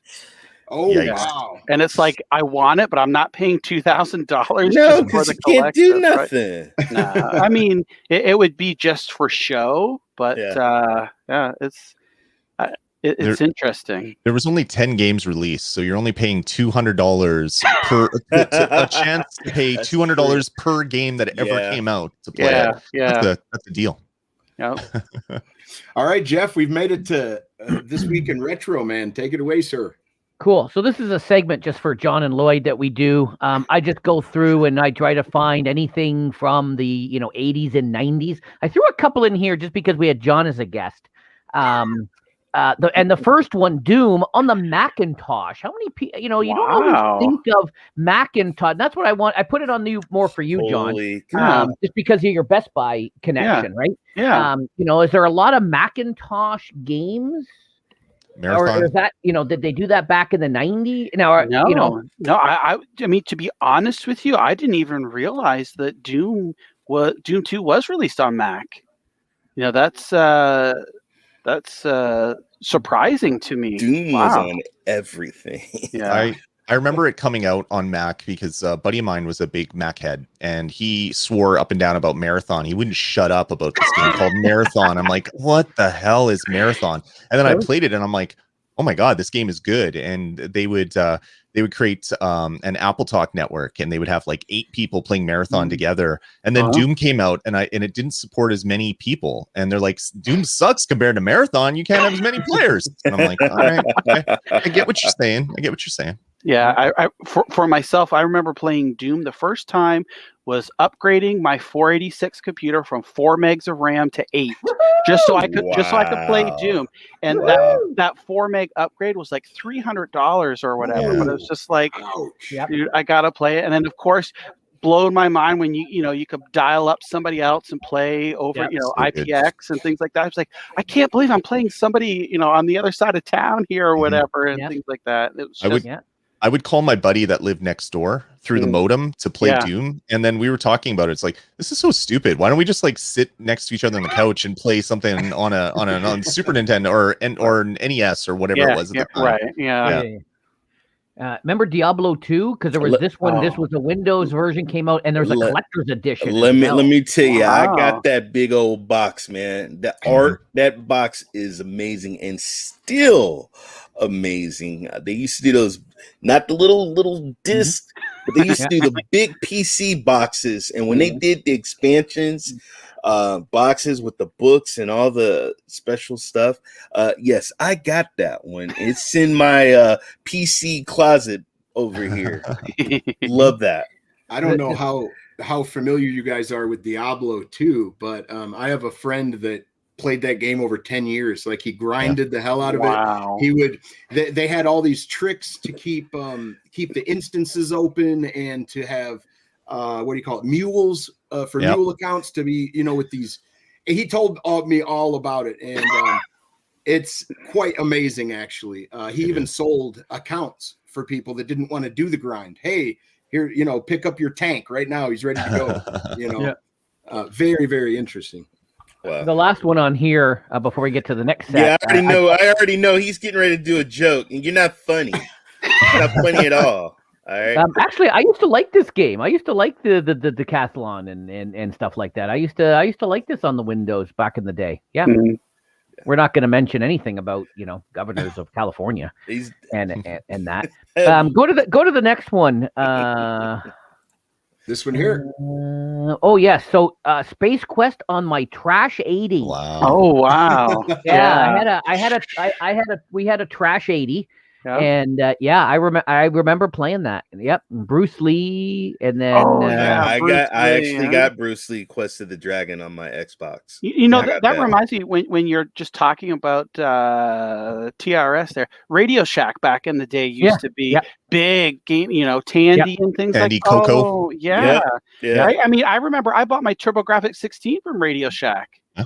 I remember that, and they're the only place in Canada that sold them. So they wouldn't sell any other video games but TurboGrafx, and I think they lost that deal at the end of the day. But I remember that. It's because of Nintendo. And I can remember Lloyd and Jeff will know this. Before the GST came into effect, I remember it was the day before I went to Radio Shack and I bought JJ and Jeff for TurboGrafx 16 before the GST, the extra 8% or 7% tax hit, and I was just like, "Oh, this is so awesome!" And bonks and things like that for it. Bonk, Galaxy Fight on the Sega. Now, of course, you could argue that the Bruce Lee 2002 that may not be, that's Xbox, that's disc, that's not retro to Lloyd. Apologies. Apologies to that, Lloyd. I didn't know where your line in the sand was. That's good. That's good. And then on the next one, though, what I found interesting, which one was it? The last one. A Linux game in 2004. Often forget about Linux. Yeah. I always forget about Linux and that and Linus and his little operating system there, but I'm not familiar with that game. But I pulled it out because it was Linux, and again, more of a John question. Do you ever remember any Linux games ever done? No, now there's we'll see it more and more, but still it's not that popular, so that we see those Linux games. And definitely not retail. And Lara Croft was, PS2, Windows, all over the world. There was like 18 different versions of it. I'm not going to list them all. I just put worldwide because they were in sort of all sorts of different countries. The next one, Warcraft, it was all over the European. I called it the European Union because it was in all over Europe and Spain. I know Spain's not in Europe, but it was kind of all over, those kind of areas, right? Yeah. So, but yeah, so those were some. Yeah, So those were my games. The old Warcraft those are games. things that happened, this week-ish. I know we do it every 2 weeks, so it's hard to dig through, and there's only so many tweets I can do about it. But those are sort of this coming up weeks sort of games that came out back in the day, just to kind of. Wow. And it's funny if you look back. There's some that come out in the '80s and stuff like that. Like the Trash 80 game and wait, those are a lot of hidden gems. Those are a lot of hidden gems. Yeah. I gotta say, Jeff, I learned something today, that there was Linux games in 2004. The only Linux game I knew was waiting 2 days for my kernel to recompile every single time that I had to change something. That's the only thing I remembered. Yeah. Yeah. When did Linus invent? I was trying to think when did he? I should have Googled it. I guess maybe one of you guys can Google it. When did he invent Linux? Everyone's running to the Google now. I don't. Yeah. I think that might have been even in the 70s, wasn't it? 95. Wow. Well, that's Red Hat, the Red Hat version of Linux, the Red Hat version, which was one of the bigger releases, was a 95 thing. Red Hat was founded by the guy that owns the Hamilton Tiger Cats now, whose name is escaping me. What's the guy's name? Forget what his name is. He owns the Tiger Cats now. Yeah. Now you have to Google who owns the Hamilton Tiger Cats.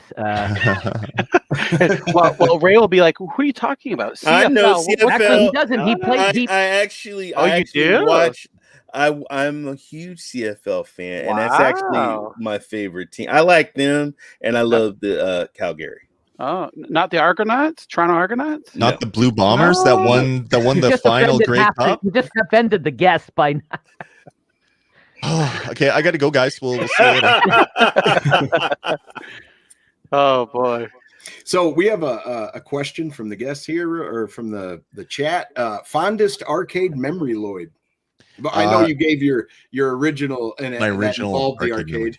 I think my fondest memory, and it's not really a fond memory, but it was one of the things that I thought was so cool. There was a game called Commando, and I put a quarter in at the arcade, because arcades were scary places when you were a little kid, because there's all the adults smoking and doing all sorts of crazy crime back there, as everybody said, all the crime in the arcades. So my mom had to go do something, probably get a hair salon thing or whatever. She gave me a couple quarters to go to the arcade that was right across from where she was going. I put a quarter into Commando. I played the hell out of that game, and I got the top score, high score, put my name in. And I was like, this is amazing. This is amazing. So good. And then I went back to that same arcade. It would have been just over a year later, and I still had the top score. And I was like, that's cool. That is really cool. No one else cares. No one else in Winnipeg would ever know who LKH was. But I was like, my God, my name has been up there for over a year. This is amazing. They never turned it off. Wow. No. Those things would stay for a long time in that arcade. In I think it was Garden City Mall is where it was. Yeah, it was. A lot of fun back in the day, getting your name and getting the bragging rights, especially on. I forgot about the smoking in the arcade. I remember the smoking. I used to do some volunteering at the bingos, and I would come home just reeking, because back then, right? And my dad, didn't matter. It was minus 40 in Hamilton. I had to take all my clothes off outside, leave them outside, and then go straight down into the shower when I would get home at like 1 or 2 from those bingos back in the day. Forgot about the arcades. And the smoking. I forgot about. That's why when you find old arcade cabinets, they have burns right above the player 1 and player 2 button where everybody put their cigarette down. Yep. Crazy. Yep. That is so true, man. I haven't thought about that in years. Yeah. But you'd get that little burn mark. Yeah. And the smoking in the arcades. Yeah. God. Yeah. Arcades were always kind of dark and seedy places, but I've got so many fond memories of putting your quarters up and waiting your turn, for Mortal Kombat or whatever you were playing. Well, see, now, like my kids, they have, like, we're out in Mississauga, John, and they have the Palladium. Yeah. So, right. So we used to go to the Palladium a lot. So you guys have probably something similar in Winnipeg, where they have you got the cards now, and you put X amount on the card, you just swipe it and you get the things and I hope they still exist after COVID. All those places shut down. Palladium shut down. Wow. Sad. We've got. I don't know what's out near you, John, but the Palladium out here closed. Did it really? Yeah. It did, yeah. Across from me here, which is across from the CN Tower, is a rec room. So they're still. I've been to that one. Oh, yeah. I was there for opening day and stuff like that, and they haven't opened the arcade section, but the outside dining just opened up. Yeah. So hopefully, that returns at some point. They were supposedly putting one here before COVID at Square One. Oh, yeah, but I don't know if it actually opened or if it opened a little bit.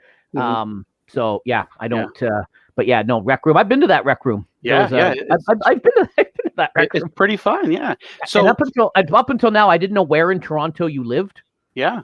Right? Yep. I'm right across from the CN Tower, right by the rec room there, right in the heart of it all. So about a block from Scotiabank Arena, where the Raptors play. Well. They haven't been, but where hopefully they'll return to. But for me, my fondest arcade memory, there's a bunch of them, but I think the one that I can remember first, and the one that was just so awe-inspiring for me, was Dragon's Lair. Yes. Playing Dragon's Lair, even though it was hard as all get out, and the gameplay was crap, it just looked amazing because it was like a cartoon, right? Yeah. And obviously, it was playing off the laser disc there, and I just thought, oh, this is so awesome. But other arcade games, I like Teenage Mutant Ninja Turtles arcade, The Simpsons, things like that, Altered Beast, all those, that was what you would do too. That was like a treat, going to the arcade and playing all those games, even Pac-Man and things like that as well. It was just 1942 was one of my favorites. God, Oh my God. Yeah. I had a 1942 in a pizza shop, but my memory, my dad, I was a military brat, and we were stationed in Maryland. And like right outside of Baltimore, there was a game called Section Z. And what was cool about this game was you can go side to side, you scroll horizontal and do all kinds of stuff and go down and up. When everybody was at the other games, this was my baby. Nobody ever played, and it was in a laundromat. So it was during the winter when it was like snow and it was cold.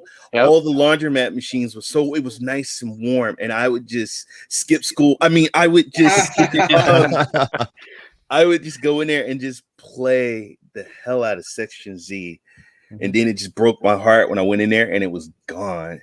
The guy that owned the laundromat, he put something else in his place. What about the WrestleMania arcade game? Oh, those are great. Oh, yeah, my God. That was right. The WWF, with Big Boss Man. I love those Warrior. games. Yeah, those are still some classics.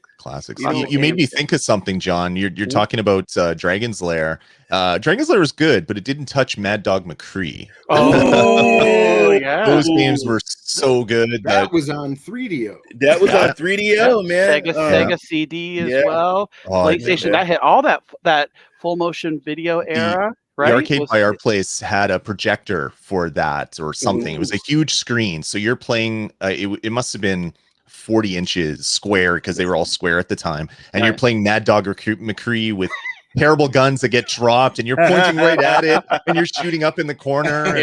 You don't hit the bottle as it's in the air. All those full motion video games were so great. Yeah, they're so, everybody hated them at the time, but I think they've become, now they're so cheesy that they're good. And you even see like some of them are getting re-released, Night Trap and things like that.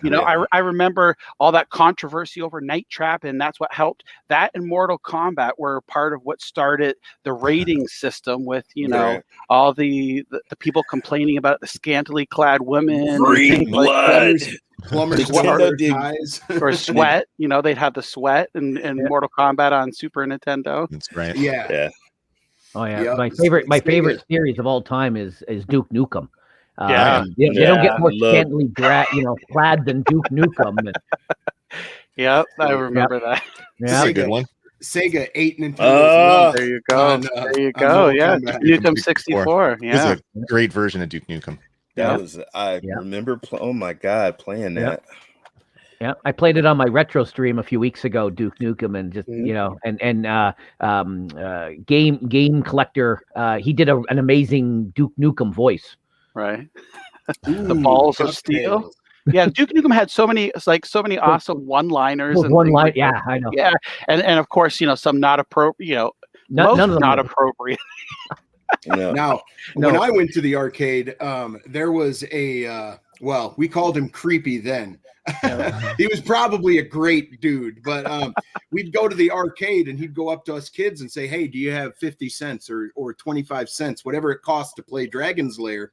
Mm-hmm. And we'd go, "Sure." We'd give him a quarter, and then we would watch him like it was a cartoon. He memorized it, so he could stand there for 20 minutes and go through the whole game, and we were just shocked he could do this like it was magic, Yeah. And as an adult, I've went back and beat some of these arcade games from my childhood. Nice. Double Dragon, not long. Double Dragon is not long. No. The Simpsons arcade, longer than Double Dragon, but not long. All of those games, man, are just so wonderful. And I've got to go back through emulation, and I would love to have the arcade booth, but through emulation, at least you can play them and get that nostalgia and actually complete it. Mm-hmm. Yeah. Some are good ports and some are not good ports. Yeah. Metal Slugs have turned out to be some of my favorite games. Love Metal Slug. Yeah. Favorite games of all time. Those are fantastic. But that's why, I really couldn't justify the $200 to $300 price for Metal Slug when you can beat it, in a couple of hours or something like that. So it's just like, I think maybe if the Neo Geo had been more common, not as expensive, obviously, but even if you could rent those games, it would have taken off more. But as it is, it was for the hardcore enthusiasts, those that wanted that, 24-bit experience. Well, it was the first time that you could literally have an arcade experience at home, because you're having the exact same boards that were in the arcade were in the cartridges with just one little jumper flipped, essentially. Now you would have to come from a well financially off household, but if your mom was giving you $25 a day to run down to the arcade, you might be able to talk them into that. Say, hey, $200, I own the game at home. Never given me $25 a week to play video games. Almost, my friend Adrian, we almost went half. Oh, really? He said, well, who would get the game though if we ever decided not to be roommates? You guys were about to go in on a deal, and you'd have to have a knife fight to see who won at the end. Dude, we'd be in the people's court. The fight for Neo Geo. Oh, I love Judge Wapner. That's retro. and Rusty the Bailiff. Yep. Yeah, exactly. Oh gosh. John, you mentioned the game store. Is that the one down on Spadina? ANC Games, yeah. Yeah. I've been there many times. Yeah, they have back in the day. Right. Yeah, they've got a wide selection of some of the hard to find stuff. I mean, you're going to pay a pretty penny for it, but if you're looking for it, ANC Games has. I've explained to these guys how we've just we can now just go into stores again. Yeah. And there's only things I don't know about Manitoba. I'm sorry, Lloyd. I haven't been paying attention to where things are at there. But John and I, we can only just I just said I can finally go into the store again. That was 2 weeks ago or something like that. Yeah. So we're way behind you guys. We just had a street dance here in Animus, which is about 100 families live in town. Anyway, we had like 400 people at the end of my block. I felt like a Martian. I went down there, and listened to some music or whatever. But holy cow, man, been a long time since I've been in that kind of public. Yeah. But hey, I have done no coding, no programming, none of that stuff for game development at all. Lloyd has an interesting story in a tweet I want to bring up here real quick. Sure. But the closest I came to this was my grandparents. This is when I was like 2. My grandparents bought all of us this computer, and you could play games on it, but you could not. It wasn't a cartridge. You had to. It came with a book, and you had ones and zeros and everything. My brother worked on this for a month, and he finally got Pac-Man to work, and it would crash. It wouldn't part of the code wasn't correct, but boy, did it start and look cool. but that's my experience with that. But I'm going to bring this up. Go ahead and explain, Lloyd, what's going on here. Yeah, so my son, he's obviously taken after me. He loves games, he loves tech, he loves computers, and he's been teaching himself how to code. So I got him a book on using Xcode to make iOS games, and we don't really have a good Mac for him to use to do that. So we ended up switching that out for Python, and he's been making games in Python and playing around and learning. But then because of Python, he's watching YouTube stuff, and he somehow went down the YouTube rabbit hole to a guy that I can't remember his name. I'm blanking on it, but I guess it doesn't really matter. But he takes apart old computers, he repairs them, he fixes them, he uses like that solution to bring the plastic back to where it is. And so he was obsessed with the Commodore 64, and he thought it was the coolest thing ever. So they sell a Commodore 64 Mini. It's just a tiny little thing, has an HDMI out and two USBs in. So that's one thing for graduating from his grade. I picked one of those up for him and set it up for him. And I coded a little game, which is guess the number. Is it higher or lower? And I put it on the SD card, and I was like, here, let's load quote ampersand 8 or comma 8. And it loads in, and he's like, oh my god, this is great. And then he continues to then make better stuff than I did. And I'm like, oh my god, how did you learn how to do BASIC? You've never had a computer that runs BASIC. So yeah, he's been working on learning BASIC, coding, and writing little games. There's a guy with a small YouTube channel. I think his name is Linus. That builds stuff like that. I don't know if you guys are familiar. He's a Canadian boy from Vancouver. He's got a small YouTube channel. Yeah, very small. Yeah. He should use tech tips or something. Yeah, he should. Yeah, he should. Yeah. He'd be successful at that, I'm sure. Yeah. I want this mini. It comes with 64 games. They're not good games, but the best thing about it is you plug a USB drive into it, and you can actually load pretty much any VIC-20, C64, whether it's UK or North American, doesn't really matter. And you just have to name the files a certain point or a certain way. So if it's a UK version, you put a code. I can't remember what the code is. So yeah, he's been coding and learning BASIC and playing games and experiencing stuff that I did with my creepy neighbor next door that had shoe boxes of discs, and he'd invite me over to play video games, and my parents were okay with it. I don't understand. I would never let my kids do that, but it seemed like a good idea at the time, right? We used to leave the house at 8 a.m. and come home when the streetlights came on. Exactly. Right? So our parents, it was different. Obviously I run a company. We do a lot of coding and we do a lot of stuff. When my oldest son was in high school, he took Python, and then this year my youngest son, he graduates actually tomorrow. There's some sort of ceremony. I'm not even sure what the heck it is anymore from high school. But yeah, he was doing Java. He was doing a lot of JavaScript.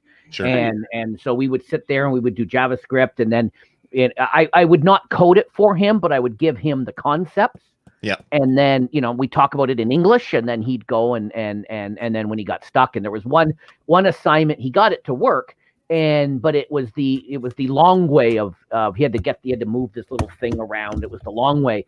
And so then at night after he went to bed, I'm like, and I did the short way. And then when he got up in the morning, I said, go run it. And he goes, you did it the short way. What did you do? And then I would explain to him the logic behind what I was doing, right? Was not always, I didn't always do the coding for him, but I would explain, the logic. And then we'd sit there, and when we was doing for loops, and if he was doing while loops and things like that, right? Explaining the logic of how it would work. And then, and once you get that logic, that's when you get that grasp, and that's the foundation. That's right. It doesn't matter any language. It doesn't matter if it's C#. It doesn't matter if it's Fortran, but that's what I used to program in back in the day. It doesn't matter what if it's the Apple stuff. It doesn't matter. It's the concepts are still a for loop, while loop is a while loop, and arrays and things like that. Case statements. It's just formatting it, structuring it a little differently, right? So, how your kids aren't in high school yet, are they, John? My daughter is 23 and my son is 17. Oh, never mind. Yeah. So no, I mean, for me, back when I was in school, in high school, the programming, it was like Wacom Basic, GW Basic, Visual Basic, things like that. Assembly. Assembly. learned Yeah, there you assembly. go. Yeah, Yeah. yeah. I So made my first game in assembly, There you actually, go. which was Yep. I can't even fathom how I did that now, because I'm used to actual programming languages that did a are lot of Right. it. Yeah, that, I that did a have lot of stuff built I did into a it. lot of assembler back in high school. Yep. We used to have these machines made this on operating system called QNX. Oh yeah. Yep. Oh, Right, okay, based out of Waterloo, Yeah. and they went on to, they did a whole bunch of stuff with BlackBerry. Yep. They're in cars. The QNX operating system is all over the place that nobody's ever heard of. Yep. Super hardened OS. Yeah. Yeah, And talk right? about so different. In the 80s, if you say, hey, what do you do if somebody pulls over, a stranger offers you a ride? You say, take it, because I don't want to walk that far. You know? Yeah. Yeah, no. I'll throw in a comment too about the Commodore stuff. I can remember that I don't know, Jeff, if you remember the Penny Saver. Do you remember the Penny Saver? Oh, Okay, yeah. so the Penny Saver. So it come out, every week or whatever. It was classifieds, basically, right? We got the penny saver I don't out know. here. I We don't got know. the penny saver. So, anyways, I remember someone put an ad in there. I was maybe 10 or 11 years old at the most. Someone put an ad in there wanting to trade Commodore games. Called them up. So sure enough, my dad drives me over. I packed up my 1541 disk drive. I took a bunch of empty floppies over, and I went over to this 30-year-old man's house and spent 6 hours copying games and trading games. My dad went home, left me, and I would call him to pick me up using the guy's phone and say, "Hey, Dad, I'm ready. Can you come pick me up now?" But So obviously, weird. yeah, that would never happen these days. You would never even think of it. But like Jeff and Lloyd said back in the day, you left for school in the morning and you didn't come home until it was supper time. Things like that. Yep. Even in the summer, whatever house we ended up at lunch, Yep. wherever we were, that mother would feed us lunch. Yeah. Wherever we God. ended up, I don't know where we ended. We'd take our bike whoever's house we were closest to, we would go there, because a lot of times in the 80s, the mothers were at home. Yeah. Right? Or they my mom always had a part-time job, but she was home a lot, especially in the summer. You'd be gone for hours and there was no way to communicate. They had no idea where you are or what you were into. And No search parties. Yeah, no search. None. You had the neighborhood telephone game. Yeah. What I used to call the neighborhood telephone game. One mother yells, and then other parents would yell until finally the kid hears it, and then it's like, "Get home now!" And then they would run home. They would be 5 blocks the other way. My dad could do this whistle thing, and he'd stand on the porch, and I could hear him from blocks away. I'm like, oh. And my dad used to work at Stelco. He worked at Stelco for 40 years. Stelco is the big steel company here. It's like your U.S. Steel. They bought him out. But he worked there forever, and he always take this, like my vacations.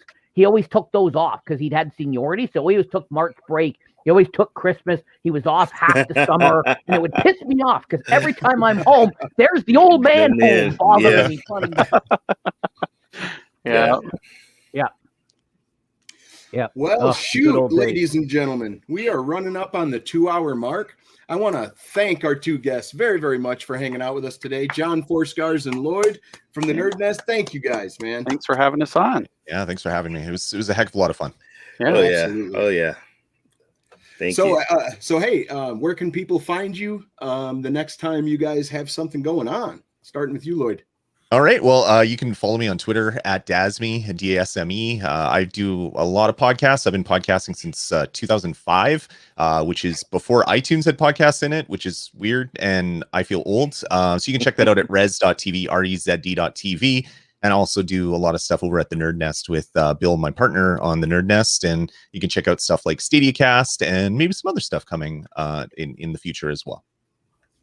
Absolutely. How about you, John? You can find me on Twitter at 4scars_gaming. Also on the Best Buy blog.bestbuy.ca. And on YouTube, 4 Scars Gaming, or I stream Stadia stuff there. So, yeah, hit me up anytime, and always love to chat about games and pretty much anything else, really. Absolutely. How about you, Ray? Well, I'm Ray3473, the gaming cyborg.